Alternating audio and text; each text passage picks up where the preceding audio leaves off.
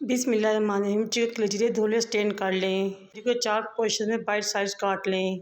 काटने के बाद अगेन धोएं और स्टेन कर लें कि खून निकल जाए। बर्तन को चूल्हे पर रखें, आधा कप पानी डालें, कलेजी डालें और 1 टीस्पून कसूरी मेथी शामिल करें। उसे 3 मिनट के लिए पकाएं और ऑयल शामिल कर लें। 5 से 6 मिनट के लिए ऑयल और पानी के साथ पकाएं। फिर इसमें नमक, हल्दी पाउडर, रेड चिली पाउडर, ज़ीरा और धनिया पाउडर शामिल करेंगे। फिर बड़ी इलायची, लौंग, दालचीनी के टुकड़े शामिल करेंगे ताकि मसालों और कलेजी की अच्छे तरीके से भुनाई हो सके। 3 से 4 मिनट भुनाई करेंगे। 3 से 4 बड़े प्याज लेंगे, स्लाइस करेंगे, शामिल कर देंगे।